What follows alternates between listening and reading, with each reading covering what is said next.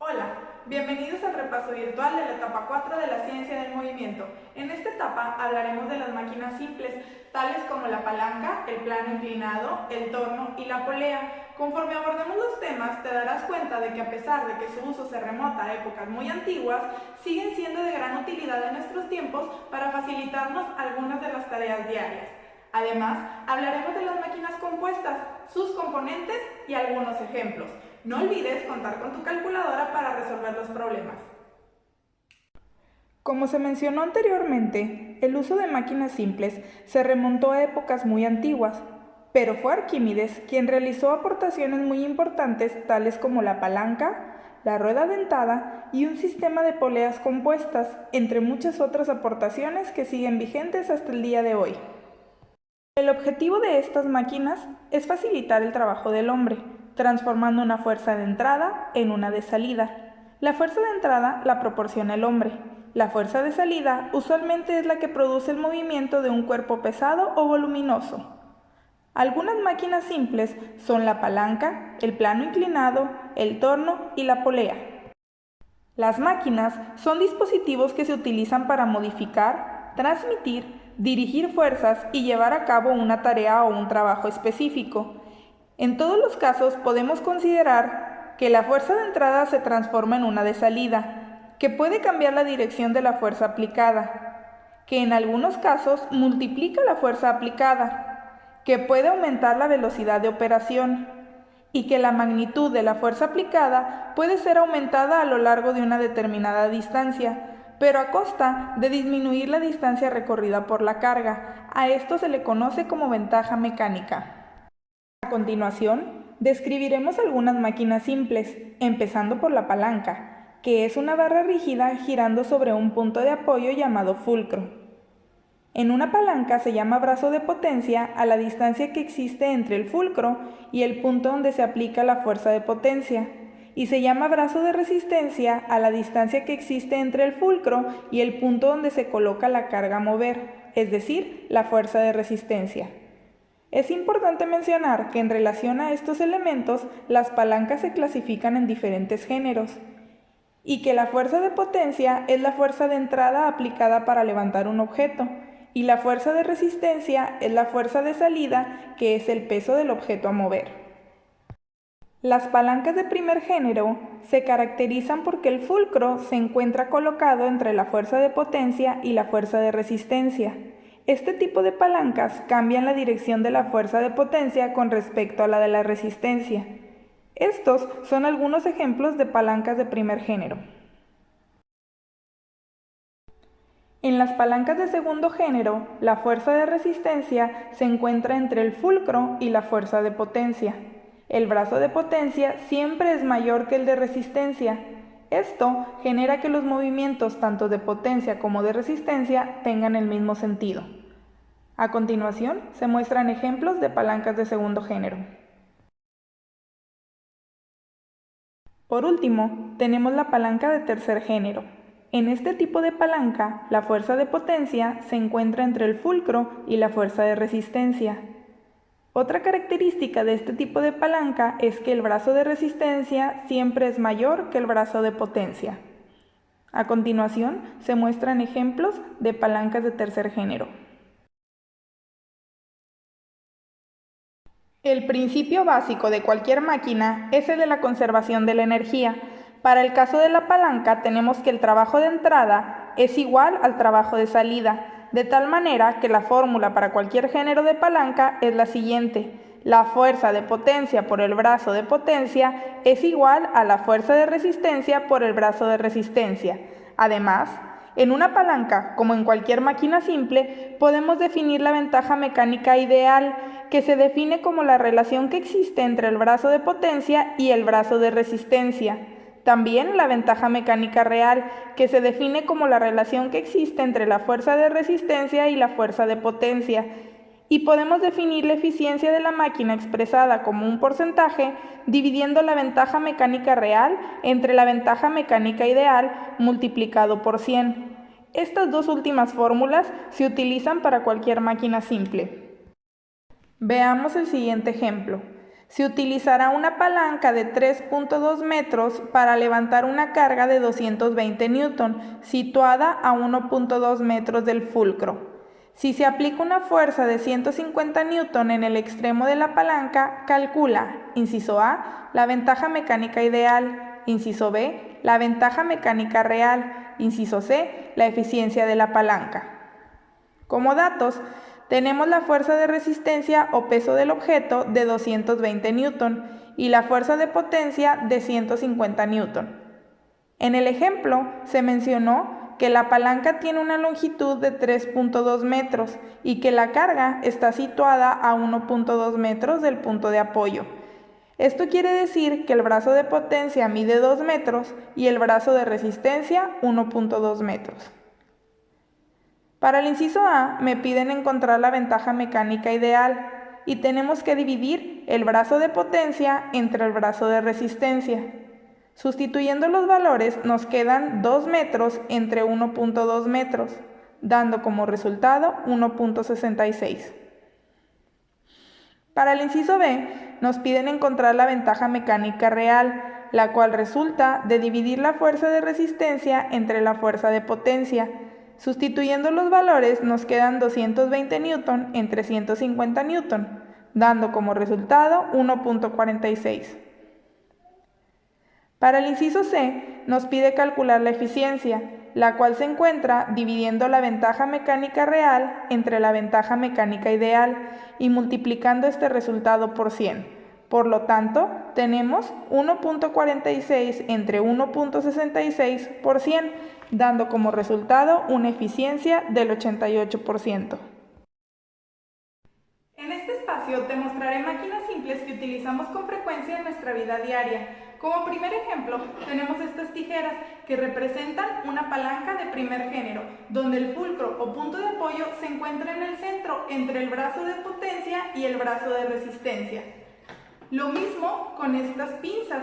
El punto de apoyo está en el centro entre el brazo de potencia y el brazo de resistencia.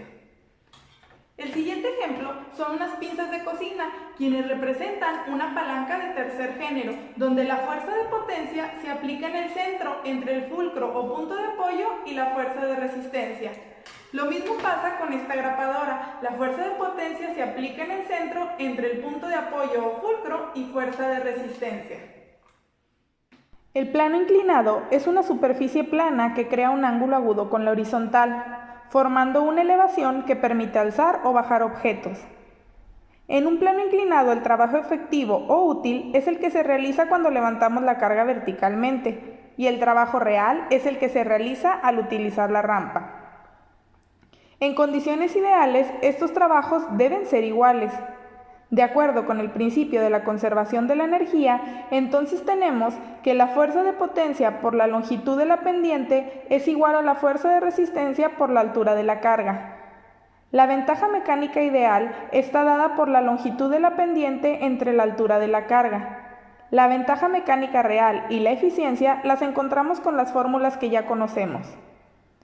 Cabe mencionar que el hacha y el tornillo son máquinas simples derivadas del plano.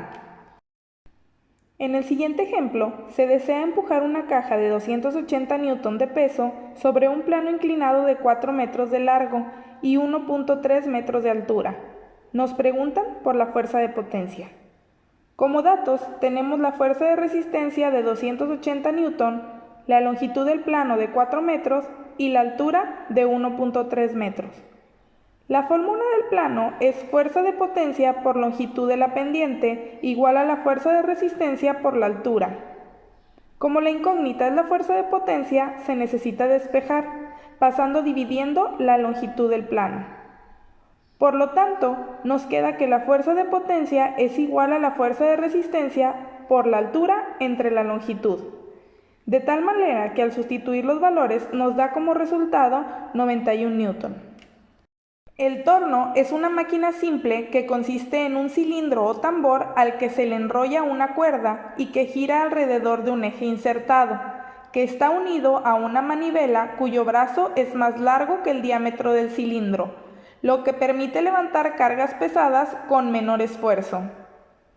La fórmula del torno es la siguiente: Fuerza de potencia por longitud de manivela igual a fuerza de resistencia por radio del tambor. La ventaja mecánica ideal se calcula dividiendo la longitud de la manivela entre el radio del tambor. En el siguiente ejemplo nos piden calcular el peso que podrá levantar un torno al aplicarle una fuerza de 50 Newton. Si el tambor tiene un radio de 15 centímetros y una manivela de 40 centímetros. Como datos tenemos la fuerza de potencia de 50 Newton, la longitud de manivela de 40 centímetros y el radio del tambor de 15 centímetros. La incógnita es la fuerza de resistencia. La fórmula del torno es fuerza de potencia por longitud de manivela igual a fuerza de resistencia por radio del tambor. En este caso necesitamos despejar la fuerza de resistencia. Por lo tanto, pasaremos dividiendo el radio del tambor, quedando la fórmula despejada de esta manera. Fuerza de resistencia igual a fuerza de potencia por longitud de la manivela entre el radio del tambor. Al sustituir, tenemos 50 Newton por 40 centímetros entre 15 centímetros, dando como resultado 133.33 Newton. Una polea es un sistema formado por una rueda acanalada y una cuerda que se mueve libremente por este canal. La polea gira libremente alrededor de un eje fijo sujeto a un soporte. Existen dos tipos de polea. La polea fija se usa para levantar objetos de manera más cómoda, ejerciendo una fuerza en sentido contrario al movimiento del objeto que se desea levantar. Su ventaja mecánica es de 1, ya que el brazo de potencia y el brazo de resistencia está dado por el radio de la polea. Para levantar un objeto utilizando una polea fija, se necesita aplicar una fuerza igual al peso del objeto. En la polea móvil, uno de los extremos de la cuerda se ata a un punto fijo y la carga que se desea levantar se une a la polea a través de un gancho, mientras que el otro extremo de la cuerda es donde se aplica la fuerza de potencia para levantarlo desde una parte superior. Su ventaja mecánica ideal es de 2, debido a que el brazo de potencia equivale al diámetro de la polea y el brazo de resistencia al radio de la polea. Una polea móvil en condiciones ideales puede levantar un objeto utilizando una fuerza igual a la mitad del peso del objeto. Veamos el siguiente ejemplo. Se utiliza una polea móvil cuyo diámetro es de 16 centímetros para elevar una carga de 260 Newton. En el extremo de la cuerda se aplicará una fuerza de 150 Newton para levantar la carga. Calcula la eficiencia de la máquina.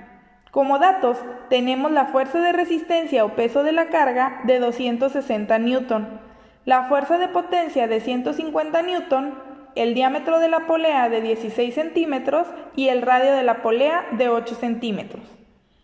Para calcular la eficiencia necesitamos la ventaja mecánica ideal y la ventaja mecánica real.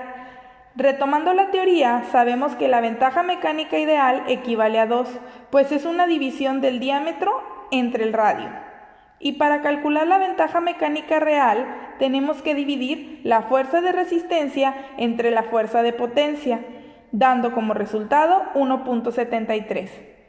Es decir, que para calcular la eficiencia de la polea móvil necesitamos dividir 1.73 entre 2 y multiplicarlo por 100, dando como resultado 86.5%. Las máquinas simples han ido evolucionando a través del tiempo, pues se han utilizado para realizar tareas cada vez más complejas, de tal forma que el ingenio del hombre ha ideado sistemas mecánicos que resultan de la combinación de dos o más máquinas simples, conocidas como máquinas compuestas. Las máquinas compuestas están formadas por dos tipos de componentes: los componentes mecánicos, que son los que van conectados entre sí para transformar la energía suministrada en energía mecánica, tales como bandas, engranes, ruedas, ejes, entre otros. Y los componentes energéticos, que son los que suministran la energía para que la máquina opere. Entre ellos se encuentran las pilas, fotoceldas, baterías, entre otros. Este es todo el contenido de la etapa 4. Solo para recordar, hablamos de las máquinas simples, quienes tienen como objetivo facilitar el trabajo del hombre, transformando una fuerza de entrada en una de salida, generalmente de mayor magnitud, pero en dirección contraria. Además, mencionamos los tipos de máquinas simples, tales como la palanca, el plano inclinado, el torno y la polea. Después, hablamos de las máquinas compuestas, quienes resultan de la combinación de dos o más máquinas simples. Dijimos que una máquina compuesta tiene componentes mecánicos, quienes transforman la energía suministrada en energía mecánica, y componentes energéticos, que son los que suministran la energía para que la máquina opere. Espero les hayan servido estos temas y hayan podido solucionar todas sus dudas. Recuerden realizar sus actividades de Nexus en tiempo y forma. Muchas gracias.